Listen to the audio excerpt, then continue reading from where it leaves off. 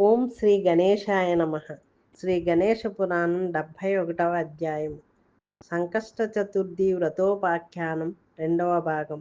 ఓ చతురానన, అనంత శుభఫలప్రదమైనట్టి ఈ సంకష్ట చతుర్థి వ్రతానికి ఉద్యాపనను ఎలా చేయాలి, ఆ వివరం విస్తరించి చెప్పు. లోకోపకారార్థమే నీ వంటి వారు ఈ దివ్య కార్యములు నిర్వహిస్తారు కదా, అందుచేత లోక కళ్యాణం కూడా జరుగుతుంది అన్న సూతముని వాక్కులను విన్న బ్రహ్మ ఇలా బదులు చెప్పాడు. ఓ మునీంద్ర, ఈ చతుర్థి వ్రతానికి ఉద్యాపనమును చైత్ర శ్రావణ ఆశ్వయుజ మాసాలలో ఎప్పుడైనా చేయవచ్చును. వ్రతం యొక్క పూర్తి ఫలం పొందే నిమిత్తమే ఈ ఉద్యాపనం చేయాలి. పూజను ఇంతకు ముందు చెప్పిన విధంగానే ఆచరించాలి. సర్వతోభద్ర మంటపమును నానా వర్ణములతోనూ నిర్మించి దానిపై కలశమును స్థాపించాలి. ఆ కలశాన్ని వస్త్రము చేత ఆభరణములతోనూ అలంకరించి ఆ తరువాత గణపతి యొక్క మూర్తిని స్థాపించాలి.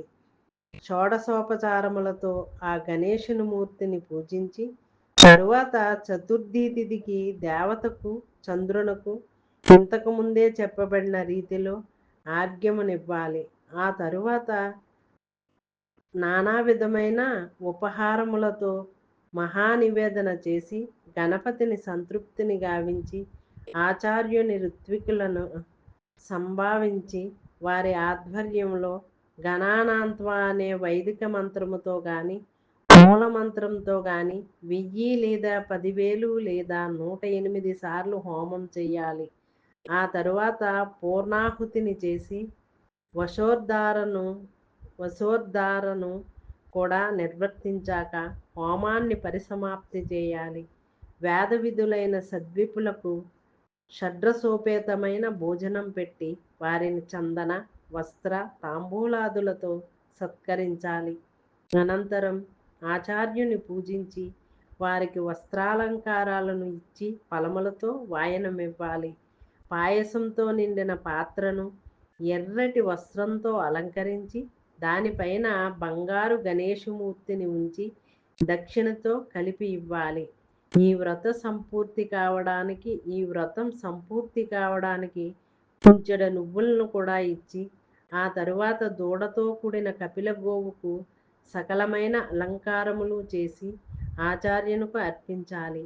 ఆ తరువాత బ్రాహ్మణులు గణేశుడు తృప్తి నొందుగాక అని చెప్పి క్షమాపణ వేడుకోవాలి. ఈ విధంగా వ్రతోద్యాపన చేయటం వలన అశ్వమేధ క్రతువు చేసినంతటి ఫలం లభిస్తుంది అంటూ వివరాలన్నీ చెప్పి కృతవీర్యునితో అతని తండ్రి ఇలా అన్నాడు. నాయన, లోకోపకారార్థమై ఈ వ్రత విధానాన్నంతటినీ బ్రహ్మ నాకు వివరించి చెప్పాడు. ఆ విశేషములన్నీ నీకు తెలిపాను. సంతానాన్ని కోరినవాడువు కనుక ఈ వ్రతాన్ని యథావిధిగా ఆచరించు అంటూ స్వప్నంలోనే తన కుమారుణ్ణి ఆశీర్వదించి అదృశ్యుడైనాడు. అప్పుడు ఆ కృతవీర్యుడు తనకు తండ్రి స్వప్నంలో ఉపదేశించిన రీతిగా ఈ వ్రతాన్ని అనుష్ఠించాడు. ముందుగా సిద్ధి బుద్ధులతో కూడినట్టి గజాననుని బంగారు ప్రతిమను చేయించి దానిని పువ్వులతో నిర్మింపబడిన ఒక పుష్పమంటపంలో ఉంచి పురాణ పఠనం, శాస్త్ర చర్చలు, గాన నృత్యాధికములతో సకల వాదిత్రధ్వనులు మారుమ్రోగగా సకల వైభవములతో మహోత్సవాలు నిర్వహించి తాను గణేశ మంత్రాన్ని అమిత శ్రద్ధాభక్తులతో జపించి విధివత్తుగా హోమము చేసి ఆ తరువాత బ్రాహ్మణులను అన్న సమారాధనను జరిపి వారిని కూడా సంతుష్టులను చేసి సత్సంతాన ప్రాప్తికై వారి ఆశీస్సులను బడసినాడు. ఈ రకంగా తపోనిష్ఠులైన సద్విపుల ఆశీఫలంగా అతడి భార్య స్వల్ప కాలంలోనే గర్భం ధరించింది. శుభ సమయంలో సకల శుభ లక్షణోపేతుడైనట్టి కుమారుడిని ప్రసవించింది. ఆ సమయంలో రాజు అనేకములైన దాన ధర్మాలను చేశాడు.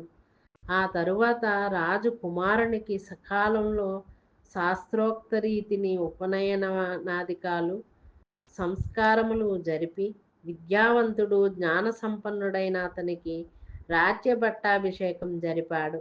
ఆ కృతవీర్యుడు ఇహలోకంలో అనంతమైన భోగభాగ్యాలను అనుభవించి చివరకు గణేశానుగ్రహం చేత గణేశ పదమును పొందాడు. అతని పుణ్యము వలన ఋత్విక్కులు, పండితులు, ప్రజలు అందరూ సద్గతిని పొందారు. ఇది శ్రీ గణేష పురాణం ఉపాసనా ఖండంలోని సంకష్ట చతుర్థి వ్రతోద్యాపనం అనే 71వ అధ్యాయం సంపూర్ణం. ఓం శ్రీ గణేశాయ నమః.